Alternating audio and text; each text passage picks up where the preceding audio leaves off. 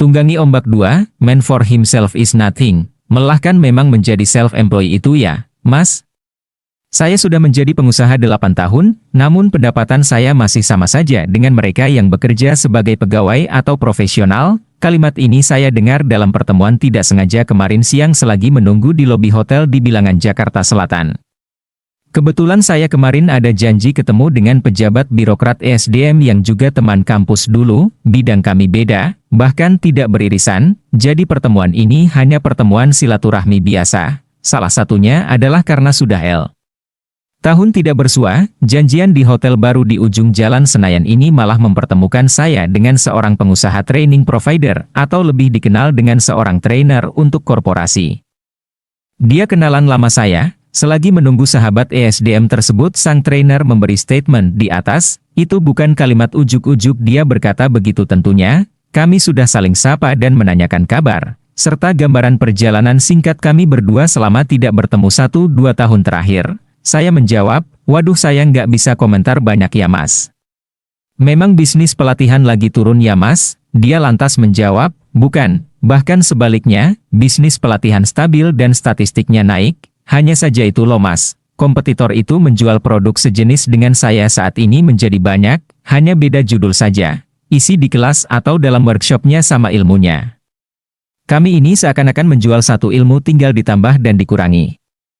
Dimodifikasi, sudah deh jualan ke korporasi, inilah yang membingungkan pasar. Efeknya pendapatan saya tidak pernah benar-benar take off Mas. Ujung dari hal itu saya harus invest lagi ke ilmu baru, ujung dari itu adalah saya keluar lagi capital, ujung-ujungnya cash selalu tipis. Sehingga saya saat ini mencari ide baru, nah kebetulan ada Mas Woyek. Ya saya curhat aja deh sekalian hahaha, katanya sambil tergelak tawa. Mas lelah dengan active income, saya mencoba menyimpulkan curhatannya, iya Mas, tiba-tiba nada bicaranya berubah, menjaga menggebu-gebu, bersemangat menceritakan masalahnya, dia melanjutkan, itu mungkin kata yang saya harus garis bawahi daripada muter-muter bicara. Intinya saya mendapat income harus dengan aktif bergerak, dan saya mulai kelelahan. Seperti saya kecebur di air dan saya mengambang dengan berenang walau ada life jacket dan lain sebagainya namun saya tidak melihat daratan sejauh mata memandang dan mulai kelelahan, saya bisa mati tenggelam Mas. Wah, Mas dalam amat analoginya deh. Kata saya menangkis jawaban gambaran bayangan kicauannya yang kejauhan bagi saya. Memang sahabat saya yang trainer ini memiliki kesukaan akan berbicara, alias termasuk orang yang senang mendengarkan ucapannya sendiri. Kalau melihat karakter sahabat saya ini, dia memang tukang ngomong, jadi kalimat saya hanya 1-2 baris. Dia kalau bicara rinci panjang, makanya kalau bicara dengannya tidak pernah sebentar, seperti pernyataan di atas. Mau bilang dia capek dengan pola pilihan income-nya menjadi trainer, diputer-puter ngomongnya dengan niatan agar orang di depannya. Dalam hal ini saya, supaya paham akan maksud bicaranya dan tidak menganggap dia rendah, atau salah, dalam hati, siapa yang akan menyalahkannya ya? Hehe, atau siapa juga yang akan merendahkannya?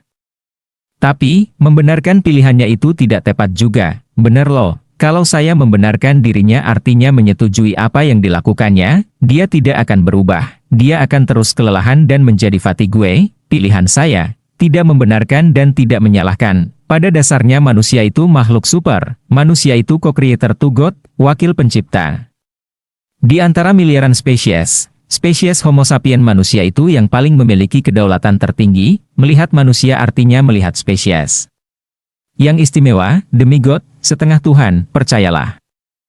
Bagi spesies lainnya, manusia itu ditakuti, kejam, sadis, egois, bahkan sesama spesies saja saling makan, mengkafirkan yang lainnya, menghalangi ibadah lainnya, memaksakan keyakinan, memaki, membunuh, menyakiti. Apalagi kepada spesies lainnya, nggak peduli. Kembali ke cerita curhatan sahabat saya memilih menjadi pendengar yang baik dan bertanya saja.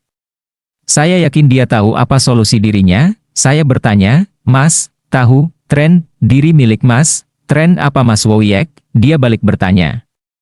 Tren kecenderungan diri Mas dalam bertindak. Wah, belum jelas pertanyaan Mas Woyek nih. Setelah menghela napas, saya jelaskan pelan-pelan. Begini Mas, saya kasih ilustrasi saja. Sebutkan 3 peristiwa yang lalu dalam kehidupan Mas.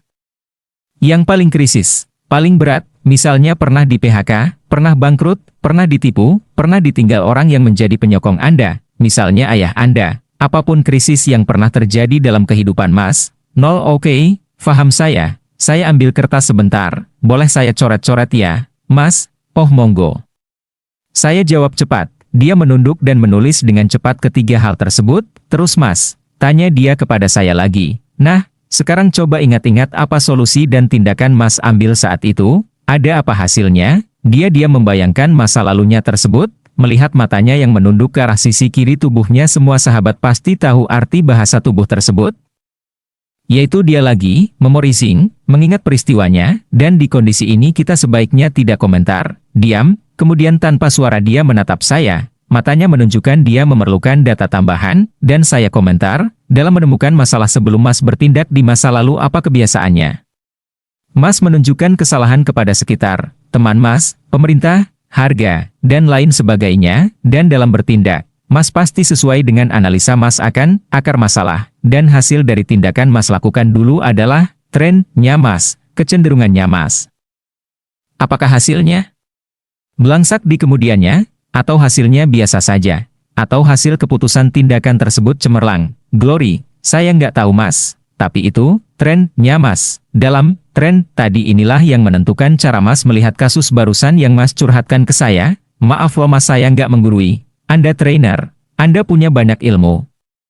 Saya hanya kebetulan Anda pakai untuk mengingatkan dari sisi lain melihat masalah. Dia hanya mengangguk, matanya kembali turun ke sisi kiri tubuhnya, dan tangannya menulis di kertas yang walau terbalik melihat dari sisi saya masih bisa tahu dia menuliskan, do you know my trend? Sahabat, untuk melepas belenggu, kita perlu mengenali tren diri kita. Tren diri adalah apa kebiasaan kita saat dihadapkan pilihan-pilihan yang rumit. Contoh tren atau pola diri, setelah melakukan penelusuran seperti sang trainer, si D menyadari pola dirinya, si D ternyata terbiasa memilih pilihan yang lebih mudah, akibatnya dia hanya mau membaca buku yang dia suka, di saat yang dia suka, saat memilih jurusan kuliah dan sekolah. Dia menghindari mata pelajaran yang dibencinya, begitu juga saat memilih pekerjaan, dia tidak memilih perusahaan yang sulit. Tapi, tanpa sengaja memilih perusahaan ecek-ecek yang menerima dia apa adanya, si D ini enggan bersaing, termasuk saat memilih pasangan hidup, dia langsung mundur begitu calon gebetannya sulit didapat. Akibatnya, dia hanya menjalin relasi dengan lawan jenis dengan level di bawahnya, dia enggan mengepus diri agar mendapat hal di atas levelnya, baik itu pekerjaan, pasangan, maupun pendidikan. Si D tidak terbiasa menghadapi kesulitan, pantas karir dan bisnis si D sulit berkembang. Dalam memilih jalan, si D ternyata terbiasa memilih yang mudah, minim persaingan.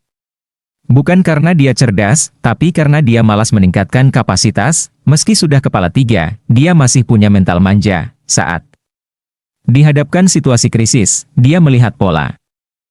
Yaitu, dia senang meminta tolong orang lain, ini menyulitkannya saat tiba-tiba, seiring perjalanan usia, teman-temannya mulai sedikit. Sekarang, mari telusuri tren diri Anda. Kenapa Anda memilih sekolah kuliah di kampus 1 tersebut? Karena kawan-kawan Anda. Karena cuma itu yang ada. Karena Anda enggan berusaha diterima di sekolah yang lebih baik.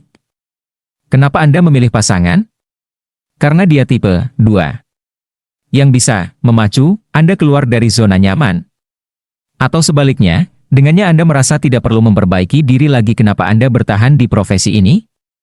Karena Anda punya 3 mimpi besar. Karena Anda mencintai bidangnya. Atau, Anda merasa sudah terlanjur. Ingat-ingat 3 momen krisis dalam hidup Anda. Lalu, bagaimana pola Anda menghadapinya? Apakah Anda galau atau gegabah menghadapinya tapi timbul masalah baru? Atau main aman dengan membiarkan waktu menyelesaikannya? 1. Meminta tolong kenalan koneksi. 2. Mencari informasi sendiri dan mengatasi sendiri. 3. Kekuasaan. 4. Uang.